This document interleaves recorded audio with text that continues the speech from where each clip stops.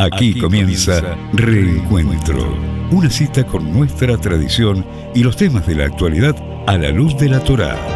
Reencuentro le propone un encuentro con el judaísmo. Conduce Alberto Rusco Lequier.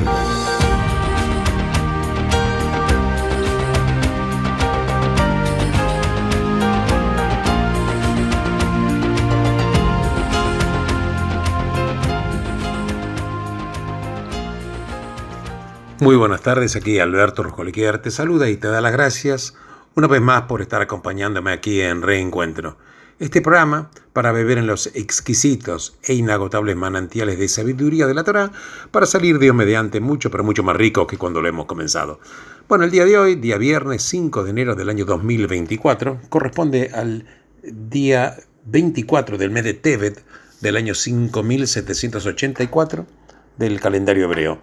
El horario para prender velas de Shabbat, te quiero recordar que es en las 19 horas 50 minutos y mañana el Shabbat termina a las 20 horas 54 minutos. Recordándote una vez más que el horario es solamente para la ciudad de Buenos Aires, porque cada ciudad tiene un horario diferente.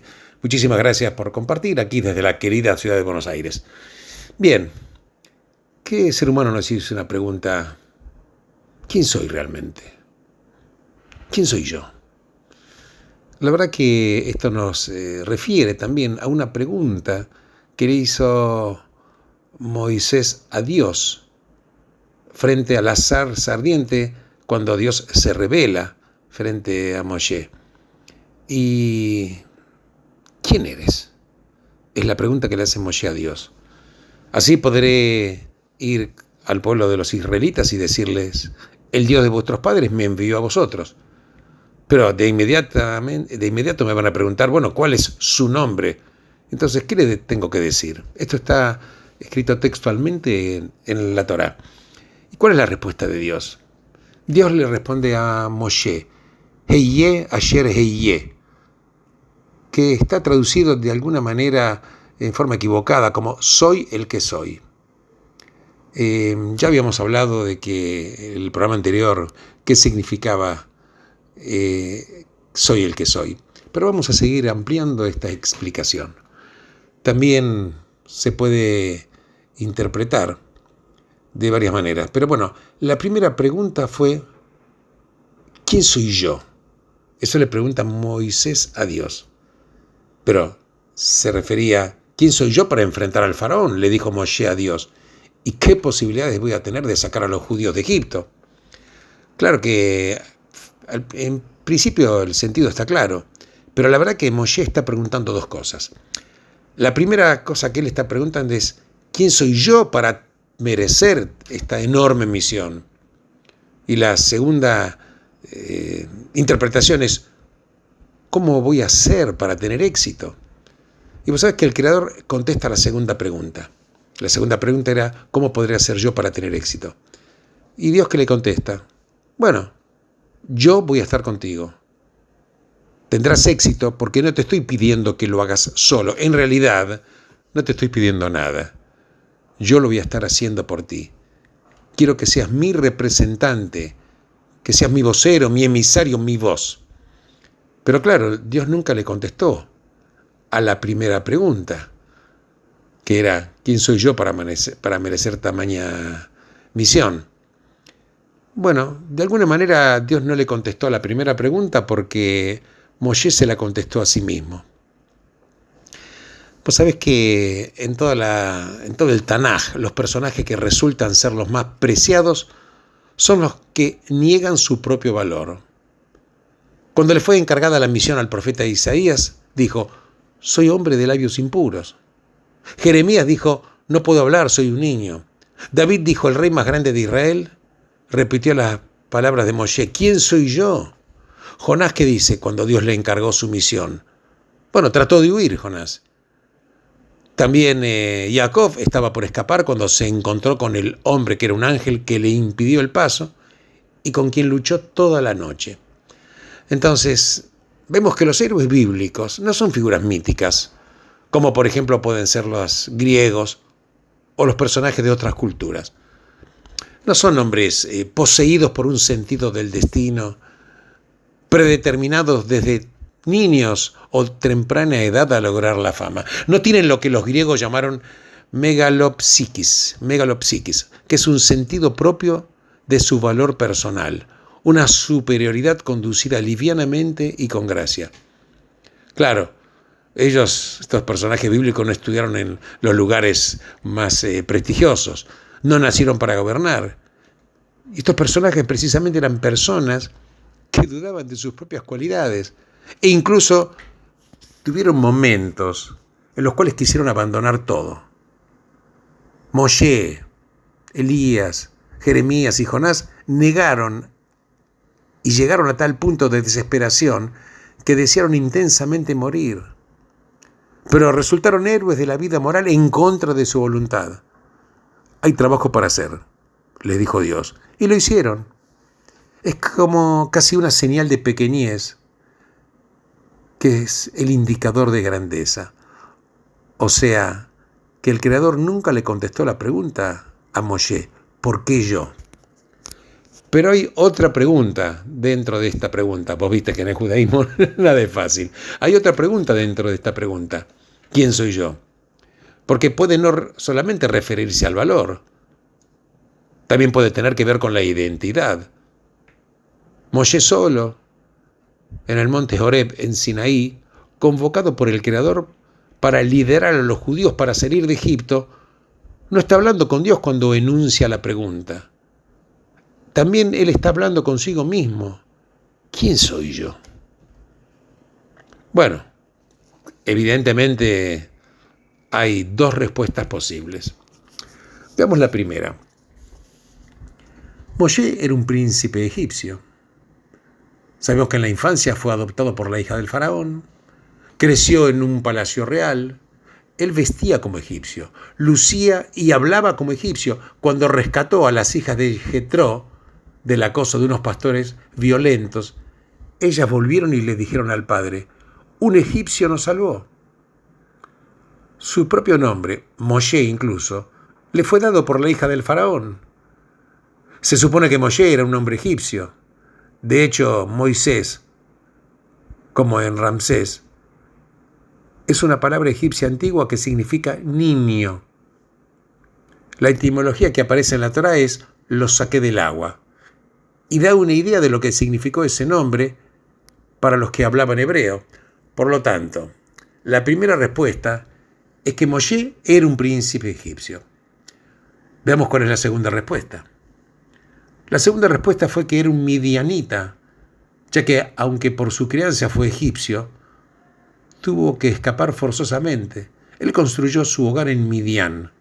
Se casó con una midianita que se llamaba Zipora, que era la hija de un sacerdote del lugar, y estaba feliz de vivir allí, tranquilamente como pastor. Tendemos a olvidar que pasó muchos años en ese lugar. Era joven cuando salió de Egipto, y ya tenía 80 años cuando inició la misión de enfrentar al faraón. Debió haber pasado la mayor parte de su vida de adulto en Midian, lejos de los israelitas por un lado y de los egipcios por el otro. Moshe era un midianita. Por lo tanto, cuando Moshe pregunta, ¿quién soy yo?, no es porque él se sienta disminuido. Él percibe que la tarea es algo que no le corresponde. Puede haber sido judío de nacimiento, pero no había sufrido el destino de su pueblo. Tenía buenos motivos para dudar de que los israelitas lo reconocieran como uno de ellos. Entonces, ¿él cómo podía transformarse en su líder? O más profundamente, ¿cómo podía ni siquiera pensar en ser su líder? El destino del pueblo no era el de él. No era parte del grupo. No era su responsabilidad. Él no sufrió por ello. Él no estaba implicado.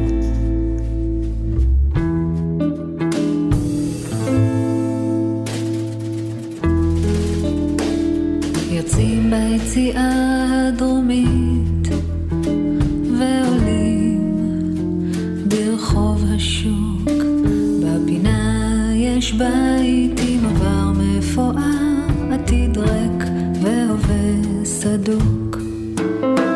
חפציו עוד עושים לך טוב, אתה שר בתוך ביתו, ואני מבקשת ממך לספר לי עליו ומה איתו.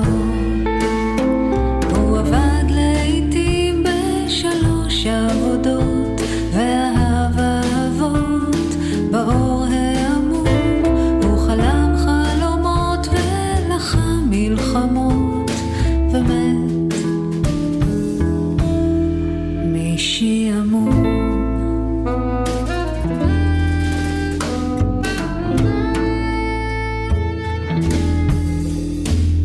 יוצאים ביציאה הדרומית ועולים ברחוב השוק. בפינה יש בית עם עבר מפואר, עתיד ריק והווה סדוק.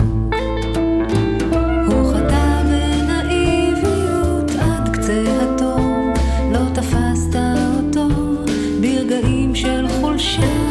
הוא אמר יש לי רק אותי בסוף היום, ומת מבושה.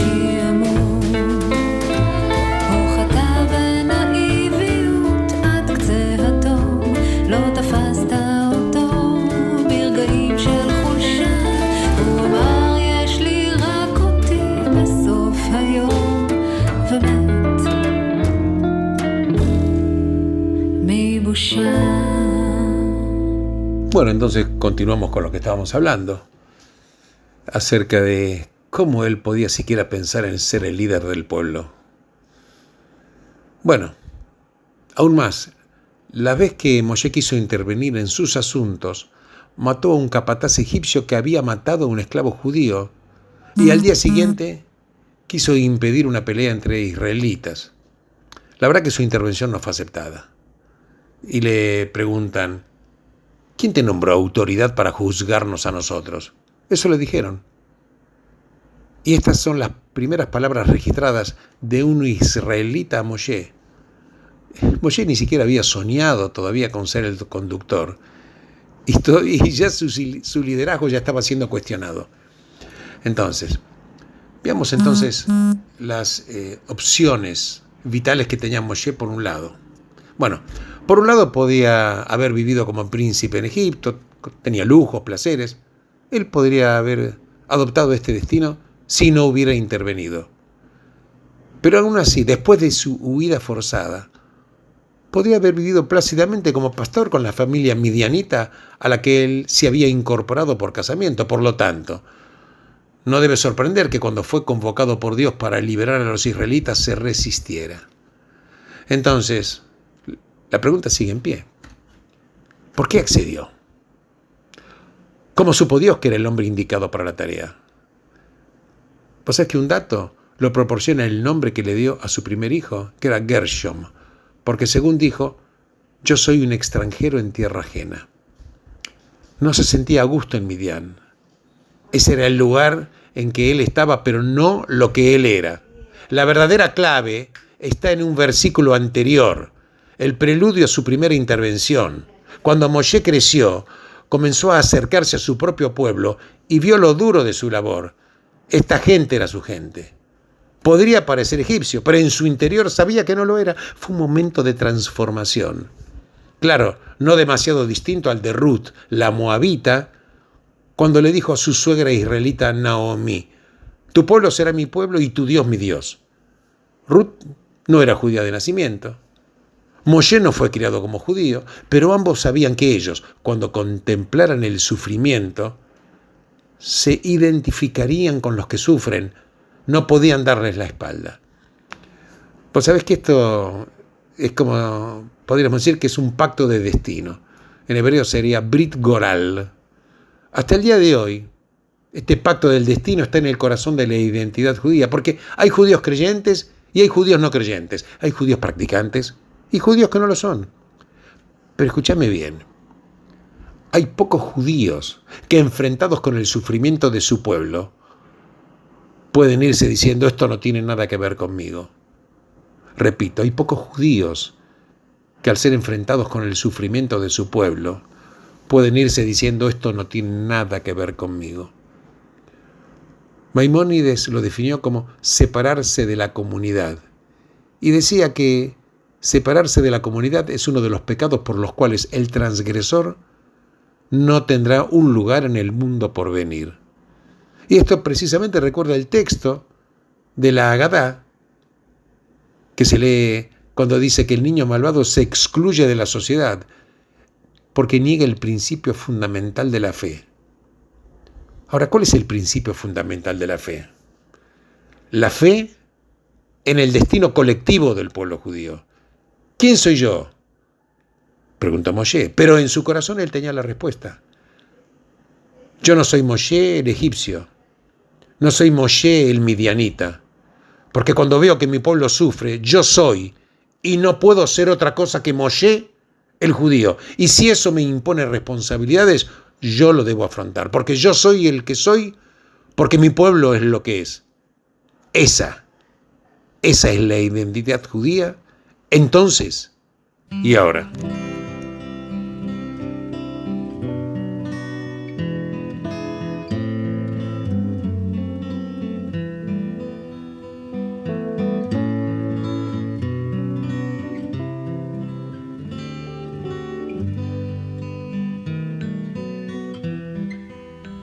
היום אולי יתחד בו הלילה ולא נשאף לאור כוכב, אין לי ולך יש כל אשר נשאלה, מבלי מילים נדע זאת כי נאהב. היום אולי ידחה את קץ דרכנו ולא נזכור כי סוף לכל זה המשעול שבו דורכות רגלינו, משני קצותיו הדשא לא ייבול. שותקים נאהב כי לי ולך, די בלי מילים שאין לאלה אשר אינם יודעים לומר אחרת, כמה יפה פורח עלילך. היום אולי נדחה את העצבת, עם יד ביד באור נלך, כי רוח כפור בחשיכה נושבת, רק במקום בו לא שמעו את שמך. שותקים נאהב כי לי ולך, די בלי מילים שהן לאלה אשר אינם יודעים לומר אחרת, כמה יפה פורח עלילך. היום אולי נדחה בו השלכת ולא יוכל לבוא הסתיו, דרכים רבות הן לאביב ממלכת, אם רק אותן אור חיוכך יאהב. שותקים נאהב כי לי ולך, די בלי מילים שהן לאלה אשר אינם יודעים לומר אחרת, כמה יפה פורח עלילך. שותקים נאהב כי לי ולך, די בלי מילים שהן לאלה אשר אינם יודעים לומר אחרת, כמה יפה פורח עלילך, כמה יפה פורח עלילך. Bueno, la vida es, la verdad, prácticamente a veces muy difícil de explicar. Fíjate vos, de un golpe pasan cosas totalmente contrapuestas. Moisés, por ejemplo, pasa de ser príncipe de Egipto a pastor midianita, a líder de los israelitas, a través de un encuentro en esa zarza ardiente que cambió la historia. Y quiero comentar con ustedes un pequeño episodio, pero que es fundamental en la historia de la humanidad. Y las heroínas son dos mujeres extraordinarias. Una era Shifra y la otra era Púa. Nosotros no sabemos quiénes fueron. La Torá no da mucha más información sobre estas dos mujeres, salvo el hecho de que eran parteras, que estaban instruidas por el faraón, que les dice: cuando estén ayudando a las mujeres hebreas durante el parto, si ven que el bebé es un niño, mátenlo, pero si es una niña, déjenla vivir. La verdad que parteras hebreas, así lo leen casi todas las traducciones y comentarios. Pero habría que entender también que puede significar las parteras para los hebreos, en cuyo caso pudieron haber sido egipcias. Y así es como, por ejemplo, Abarbanel y David Lusato lo entendieron, argumentando que es simplemente increíble suponer que las mujeres hebreas pudieron haber sido parte de un acto de genocidio contra su propio pueblo. Lo que sabemos, sin embargo, es que estas dos parteras se rehusaron a llevar a cabo la orden. Las parteras, sin embargo, temían a Dios y no hicieron lo que el rey de Egipto les había dicho que hicieran. ¿Por qué? Porque dejaron que los niños vivieran. ¿Pues sabes que esta es la primera instancia de desobediencia civil en la historia de la humanidad? Que es rehusarse a obedecer una orden dada por el hombre más poderoso en el imperio más poderoso del mundo antiguo. Simplemente se rehusaron a obedecer la orden porque era inmoral. No era ética esta orden y era inhumana. O sea, es que la Torá sugiere que estas dos mujeres lo desobedecieron al rey sin escándalo y sin drama. Claro, el faraón luego las llama a explicar su comportamiento y ¿sabe lo que ellas responden? Las mujeres hebreas no son como las mujeres egipcias. Ellas son vigorosas y dan a luz antes que lleguen las parteras. Claro, para esta explicación el faraón no tenía respuesta. Y el asunto de los hechos de todo este incidente nos recuerda un descubrimiento fundamental sobre el coraje de aquellos que salvaron vidas judías durante el Holocausto. Tenían poco en común, excepto por el hecho de que no vieron nada extraordinario en lo que hicieron. Pues es que a menudo la marca real de los héroes morales es que ellos no se ven a sí mismos como héroes morales. Hacen lo que hacen porque es lo que el ser humano se supone debe hacer. Ese probablemente es el significado de la declaración que ellas temían a Dios. Y es la descripción genérica de la Torá de quienes tienen sentido moral. Tomó más de 3.000 años para que lo que hicieron las parteras se convirtiera en una ley internacional consagrada, así como me escuchás.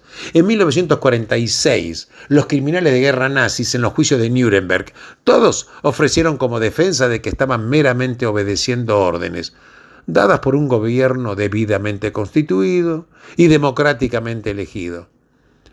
Entonces, bajo la doctrina de la soberanía nacional, cada gobierno tiene el derecho de hacer sus propias leyes y ordenar sus propios asuntos.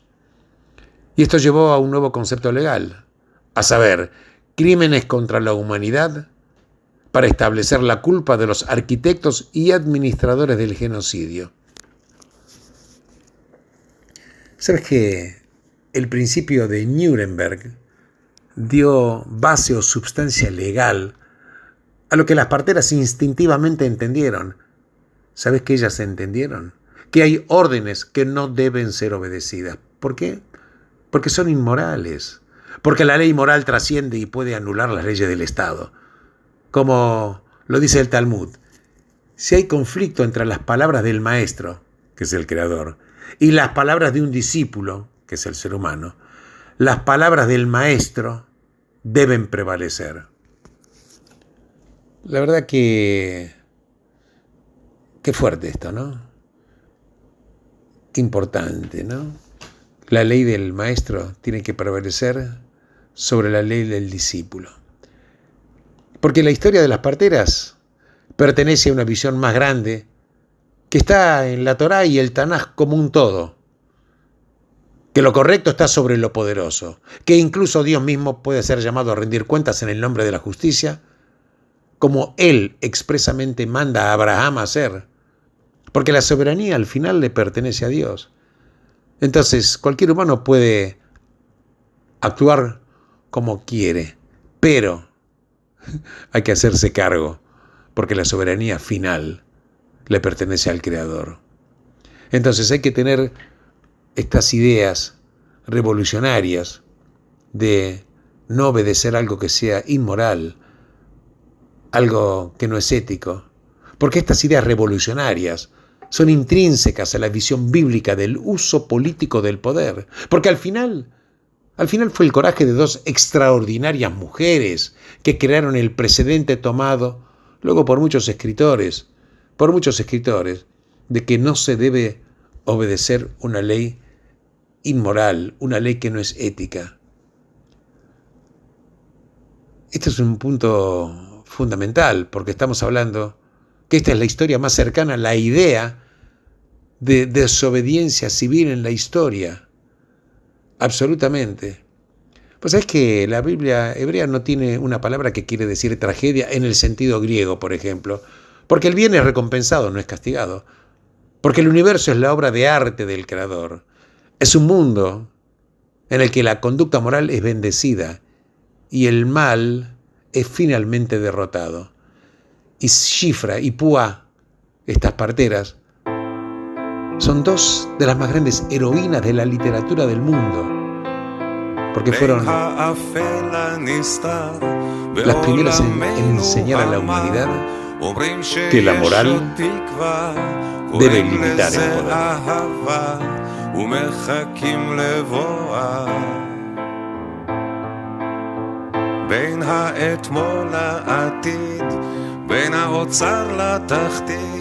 אומרים שיש עוד תקווה, קוראים לזה אהבה, ומחכים לבואה. בין הבלבול לאסון, תדעו שיש פתרון, קוראים לזה אהבה. בין הזיוף לאמת, בין כל מה שחי למת, ישנה אהבה. יש בי אהבה והיא תתעורר ותיגע. יש בי אהבה והיא תנצח. יש בי אהבה והיא תתעורר ותיגע. יש בי אהבה והיא תנצח. בין השפיות לשינה, בין הילדות לזקנה, אומרים שיש עוד תקווה, קוראים לזה אהבה, ומחכים לבואה. בין האתמול לעתיד, בין האוצר לתחתית, אומרים שיש עוד תקווה, קוראים לזה אהבה, ומחכים לבואה. בין הבלבול לאסון, תדעו שיש פתרון, קוראים לזה אהבה. בין הזיוף לאמת, בין כל מה שחי למת, ישנה אהבה. יש בי אהבה והיא תתעורר ותיגע.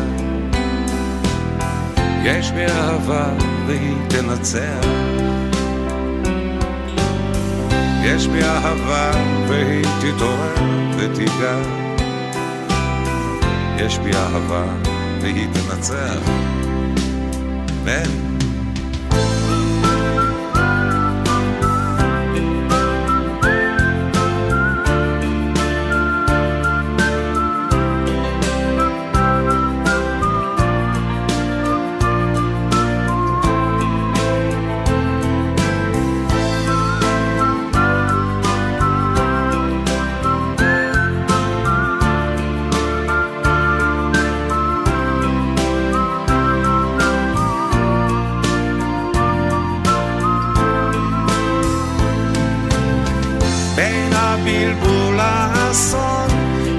שיש פתרון, קוראים לזה אהבה. בין הזיוף לאמת, בין כל מה שחי למת, ישנה אהבה. יש בי אהבה והיא תתעורר ותיגע, יש בי אהבה והיא תנצח.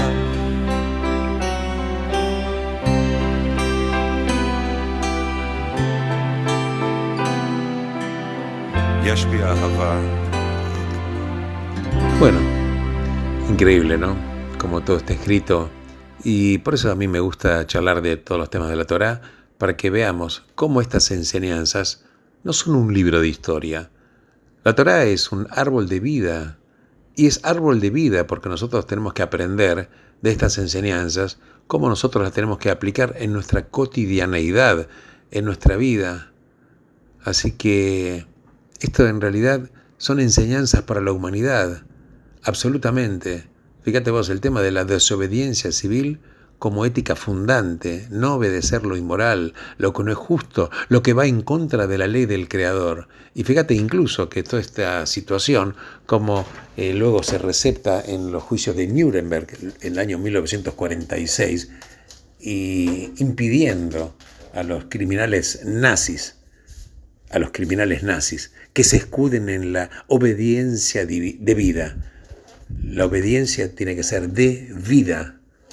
No se puede excusar nadie con el tema de la obediencia de vida.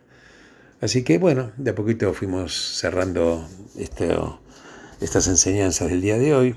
Gracias por compartir conmigo. Te recuerdo una vez más que el horario para aprender velas de Shabbat en la ciudad de Buenos Aires, en el día hoy, viernes 5 de enero, que corresponde al día 24 del mes de Tevet del año 5784, está establecido a las 19 horas 50 minutos y el Shabbat termina mañana, 6 de enero, a las 20 horas 54 minutos. Muchísimas gracias por estar acompañándome y como ya hace muchos años, benditos sean todos ustedes en el lugar en el cual se encuentren. Shabbat Shalom.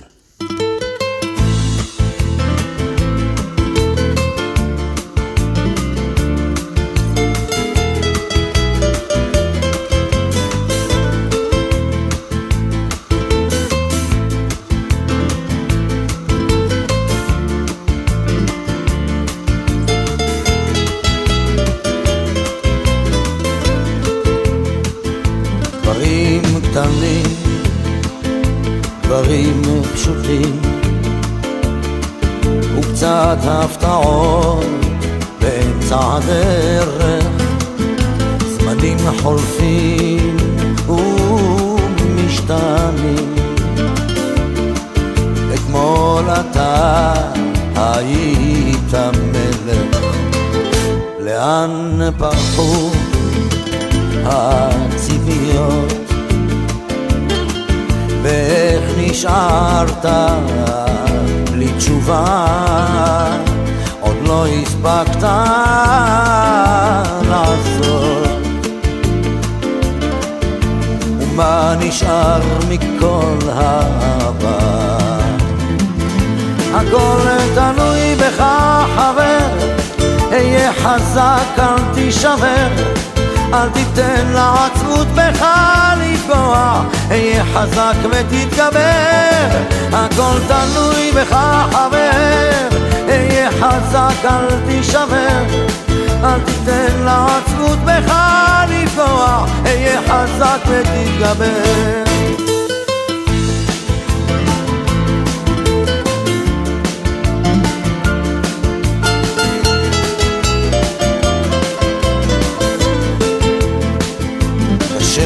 לראות, אך לפעמים גלגל נסגר באמצע הסיפור, ואין כבר כוח לגופך יותר למשוך. יכולת לוותר אבל לך אסור. הכל תלוי בך חבר, היה חזק אל תישבר, אל תיתן לעצמות בך לפגוע. לפגוע, אהיה חזק ותתגבר, הכל תלוי בך חבר, אהיה חזק אל תישבר, אל תיתן לעצמות בך לפגוע, אהיה חזק ותתגבר. המסקנה חבר, אסוף את כל הכוח, קל יותר לדבר כשהפחד משתחרר, למרות הכל אתה מבין שזו הדרך, אהיה חזק חבר, אהיה חזק, הכל תלוי בך חבר, אהיה חזק אל תישבר, אל תיתן לעצמות בך לפגוע, אהיה חזק ותתגבר, הכל תלוי בך חבר, אהיה חזק אל תישבר, אל תיתן לעצמות בך לפגוע, אהיה חזק ותתגבר.